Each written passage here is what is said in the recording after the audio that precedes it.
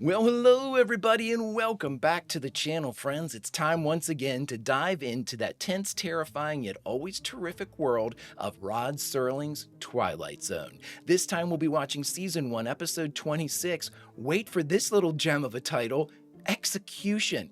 Now, what are the chances that this means like executing orders? Sure, there's a chance, but this is the Twilight Zone. It doesn't mean that. I'm gonna guess.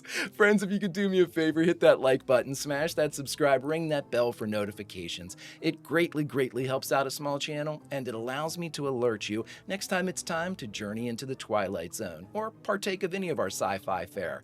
And of course, if there's anything that we do that you would like early or in its full-length format, the link to our Patreon is in the description. And if you're not a fan of Patreon, consider YouTube memberships. You'll get all of our episodes at least a day early. But my dear friends, all that is then and this is now, and now it's time to journey into Rod Serling's unknown as we watch The Twilight Zone, Season 1, Episode 26, Execution. Prepare to engage maximum warp reaction. And away we go!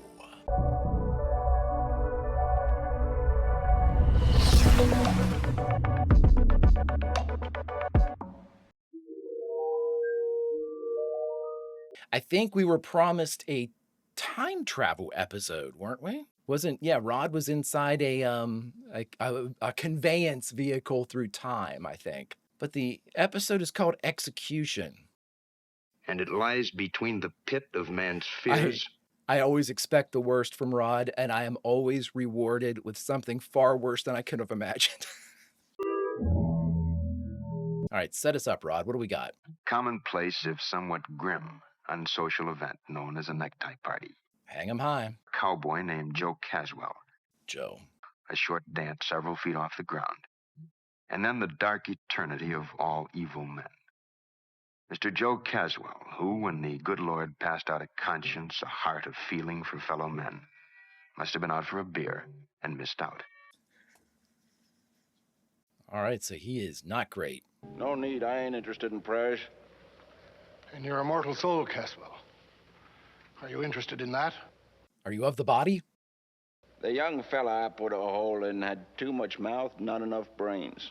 I'd invite him out again tomorrow if I had it to do all over again. This guy's good. I'd like you to feel it, Caswell. The more you kick, the more justice I figure there is in the world. Ooh. I can tell you this, Caswell. You're an evil person. You're a disease. And when we hang you, it's a service. Get on with the job.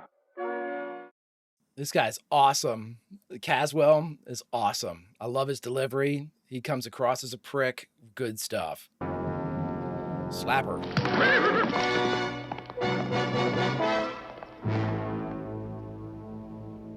Oh, great shot.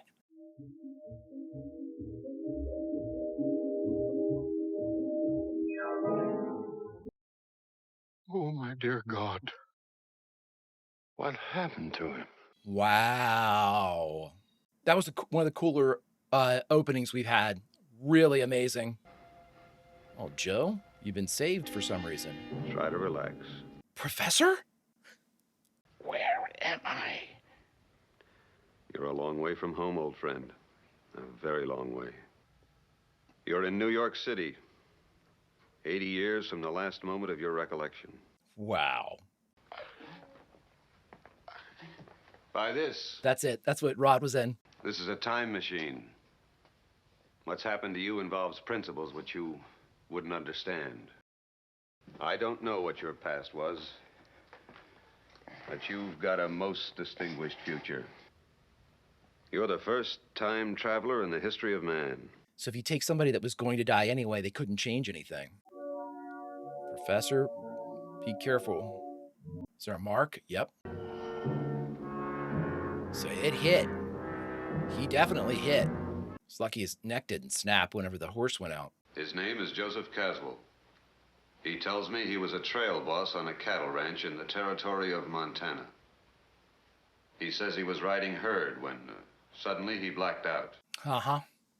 Only in the last few moments did he seem to have any grasp of what has occurred. He's already lying to you, Professor. He's setting you up. There's one disturbing point. I like the metronome. There are the marks of a rope etched deeply into his neck. He has no explanation for this. And I have one other observation, hardly scientific. I don't like his looks. Ah. I get a feeling of disquiet. Stick with that. And heaven help whoever gets in his way. Oh, that's you right now, Professor. Now, Joe, you owe him your life. Maybe that means something, but something tells me you're not going to be too concerned with that. Look at that. Schwanky. There's plenty of time to sleep. Plenty of time for that. Now I want to look at that world out there. I'm trying to figure out if the rope messed up his voice. Carriages without horses and the buildings that They're rise out just... there, Caswell. Things that you've never seen before. Things you can't imagine.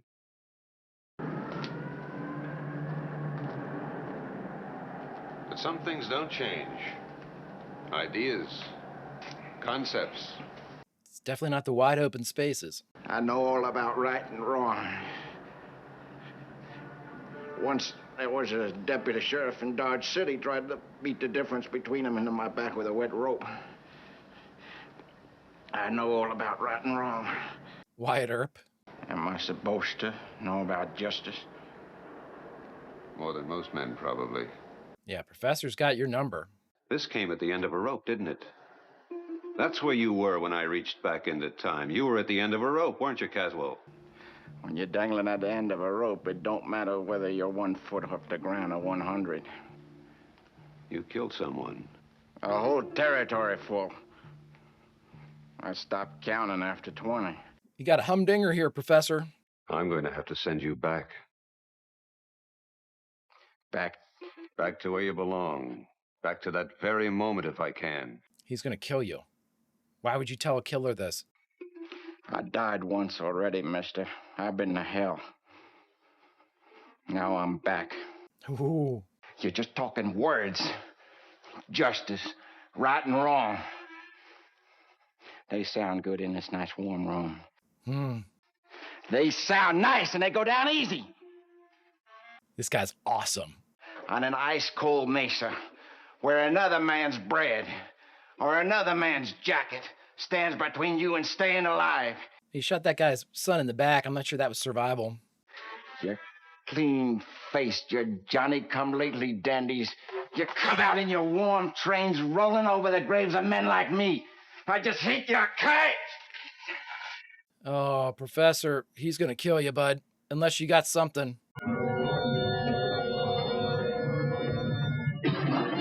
Yeah. Now you've given him a gun. One that he knows how to use because it's a revolver. I don't like his looks. I don't like the eyes or the face or the expression.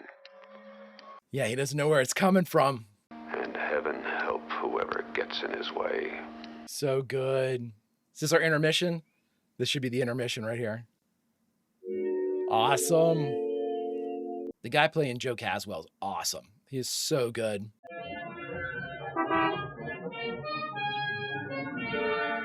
What do we need today for the shoot? It's a light day, guys. I just need 50 extras. All right.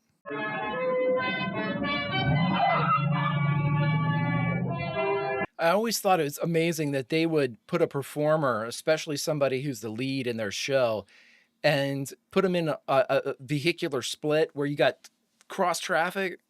I mean, it doesn't seem big, but it's definitely a danger. Hello?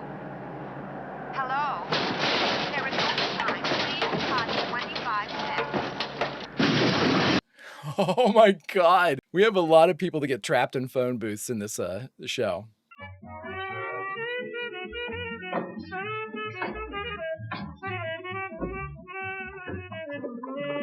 Dude, you know how expensive that is? All right. You're about ready to find out.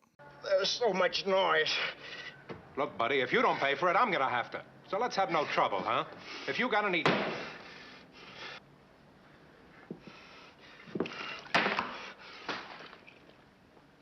Simmer down there, Joe. What is that? Where's the music come from? I'd grab that gun. It's like thunder all the time. Buddy, why don't you go home and sack down, huh? Get a good night's sleep. Take a couple of bottles with you. That's what you need, is sleep. Here, take these home with you. Well, I mean, that's nice. Well, don't you know what that is? It's a window. Here, Sorta. We'll give you a demonstration, huh? Oh, if it's loud, he'll shoot it. Oh my God. Yeah, he's gonna shoot it because he's gonna think he's gonna get drawn on. All right, hombre. You got your chance to draw. Now you better make your move. Why didn't you grab that gun when he was turned looking at the jukebox?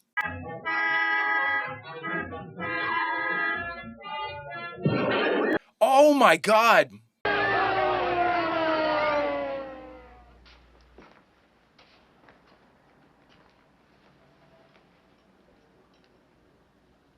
Did you get away from the cops? Help me, please. Help me. Who are you? I thought the place was empty. Okay. What do I want? What do you want, Buffalo Bill? Well, that's what I want. Whatever's around loose. Oh, you're a thief? Well, you're also now looking at murder. I expect he's got a wall safe or something around here. Don't you? Hey, cowboy, I asked you a question. Don't you figure he's got a wall safe or something around here? I would, yes. You're going to die. Wow, great fight. You're going out the window.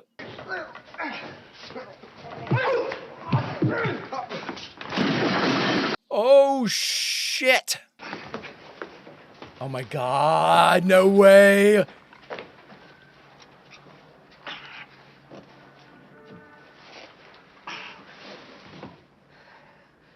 Did Joe really check out? Well, I mean, this isn't going to open a combination lock, but this guy's going to end up sending himself back into the rope. Oh, my God. Come on. And in the outro for the last one, we saw Rod disappear from inside this. My guy's going back, or somewhere. He's going somewhere, I should say.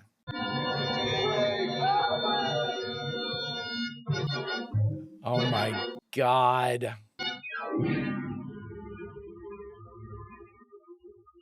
Was it like a second? It's like a second later.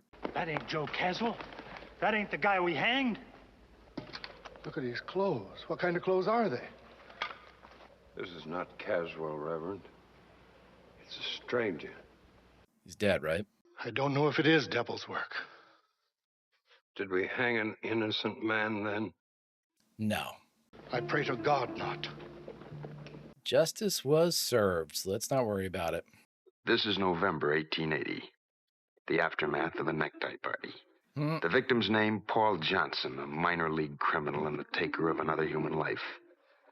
Justice can span years. Retribution is not subject to a calendar. Tonight's case in point, in the Twilight Zone. Love it. Love it. All right, everybody, we just finished watching The Twilight Zone, Season 1, Episode 26, Execution, and the only thing left to do is talk about it. All right, everybody, we just finished watching Execution, the 26th episode of the first season of The Twilight Zone. You know, I think what it is, obviously the stories are great in this. The adaptations, you know, a lot of these I've noticed at the end are from short stories or, you know, from a story by, short story, you know. In this one, I almost wish that I hadn't seen the outro for the last one and not known that it was initially time travel. It's not that it ruined anything, but once you get into that mindset of, oh, okay, this is the time travel, and we kind of had it set up, you know, someone being plucked from the past and brought forward to 1960, someone who they went out of their way to tell us just how much Joe Caswell was a bad guy, you know? And so, again, you don't have the empathy for him that you normally would, somebody that's out of time, out of place, not understanding the world that has kind of sprung up and evolved around them. And again, Joe was from, you know, the West, so it wasn't, even if he had gone to 1880s New York, he might have had a similar set of, you know, experiences as far as the noise and the crowd and things like that. But, we're not supposed to like this guy, and like him, we don't. And to further establish that fact, you create a pretty sympathetic character in the professor, who ultimately is killed after his realization and discovery that Joe is not on the up and up, not who he said he was going to be. But my point being, in an episode like this, you can kind of see it coming that, the time machine's going to be used again. We don't just have a one-way trip here. But then the question becomes, how are they going to use it? Are they going to go back? Are they going to go forward? And so you have that kind of hanging over you as the possibilities for the conclusion of the episode. And with the story being bringing in another ne'er-do-well at the end of it was an interesting kind of premise, because in doing that, it spreads the wealth around a little bit. So somebody who has done and committed evil, maybe not to the same degree as Joe, gets their justice. And again, speaking about how it might not be instant justice or instant karma. It's going to take years. And I love that line that Rod gave in his outro. It's going to take years. He just didn't say in which direction. And that's fascinating stuff. But again, it's predictable in that we have this device, this time machine, that you're not going to use just once. Before the audience really knows what's going on, Joe's plucked, the narration tells us what's going on. So it's further described without the need to have the professor basically Doc Brown this thing and tell us exactly where his flux capacitor is and all that stuff. So it takes away a lot of the exposition that's going to be needed to describe what's happened to Joe. That's summed up by Rod. The thing that carries all of this is, and again, we know that the time machine's going to be used again. The thing that carries all this for me were the performances. I thought the performances were fantastic. Joe was really, really good. He played just in his drawl, just in his delivery. He played a scumbag. You could hear it. You could hear it dripping off of those words that he was giving the priest at the beginning. Save your prayers. I'll dance a jig for you. Whenever the father said, I hope that it takes a while for you. I thought that whenever he wrapped the cord for the window around his neck, I thought he was going to push him out the window and he'd have been hung on the outside. The thing about this show that I don't think I've mentioned before is how in the hell did they get some of these shots past standards and practices? I mean, I'm thinking of the hanging scene where we literally had a silhouette of somebody hanging twice. We had Joe's and we had Paul's at the end, and Paul's was a bent neck and everything. I mean, that's pretty powerful stuff to throw into an hour of television where kids could conceivably be watching this. I mean, by modern standards, it's not something, it's done artfully. We do it in silhouette. We don't go into, we hear a crack. We don't, they don't really go overboard with the atmosphere that they're providing for all of this. But their point is driven home. I mean, there's no nuance there. There's no ambiguity. He's dead. He's hung. It's interesting, and I'm, thinking about some of the things that like Star Trek had problems getting through after this, a couple years after this, had problems getting through standards and practices, making it to air.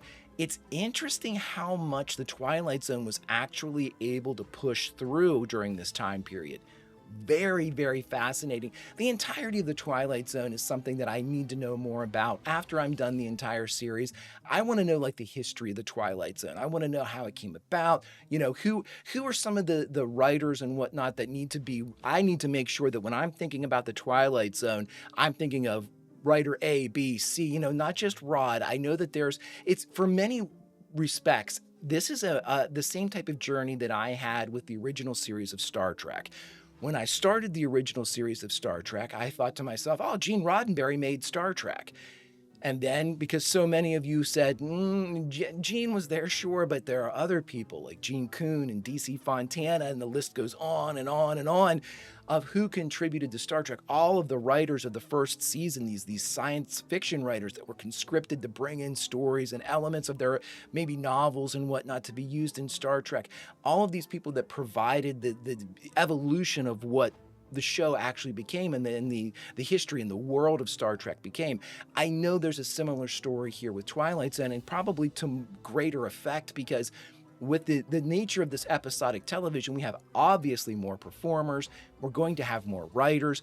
I just want to know for my own well-being that I'm making sure that when I think of the Twilight Zone, that I am making sure that I remember the people that put this thing on the screen. I'm not going out on a limb by saying that this is an incredible show. Like, hey, everybody, breaking news. It's only 60 years removed, 65 years removed, that this show is really, really good.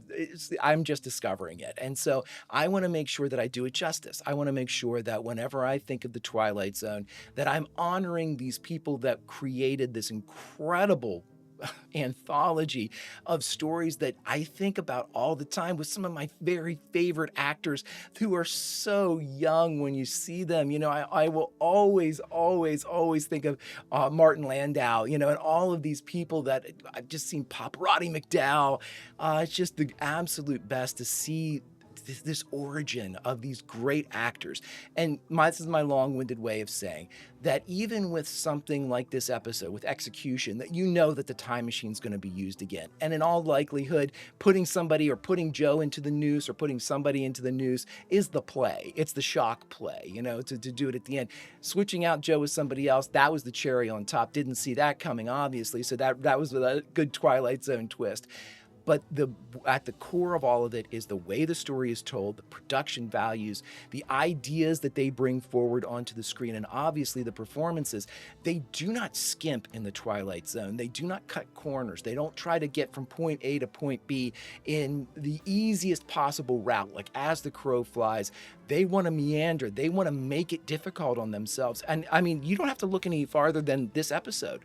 This episode, when Joe goes out onto the streets of New York, they don't have him wandering through the alleys and grabbing his head and having close shots. So all you see is Joe and then like pictures of the neon signs and traffic and Joe, which is what a lot of shows would have done. Instead, they pull that camera back. They pull us, the audience, back away so we can see Joe moving through the streets that are packed with people. And that in and of itself shows without a doubt what the Twilight Zone was trying to accomplish. Didn't cut corners, bring in 50 extras, make it real, we are dealing with fantastical stories, but the more that you can base them in reality, whether it be the reality of the scene or the environment, or the reality of the portrayals being given by the actors, making them as lifelike as possible, as good as possible, as earnest as possible.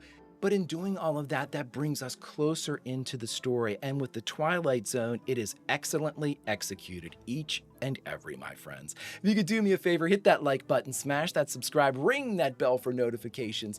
It greatly helps out a small channel and allows me to alert you next time it's time to meet up with Rod in the Twilight Zone. And of course, if there's anything that we do that you would like early or in its full-length format, the link to our Patreon is in the description.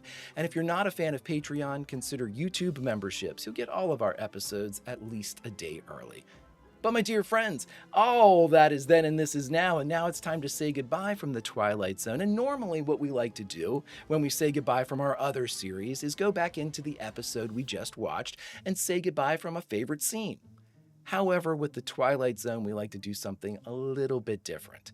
We like to say goodbye as a result of the Twilight Zone. And so friends, each of us is going to have a different moment, but it's a very important one, whether it be a graduation or wedding, a birth of a child, some momentous experience of your life, something that grounds the fantastical in reality.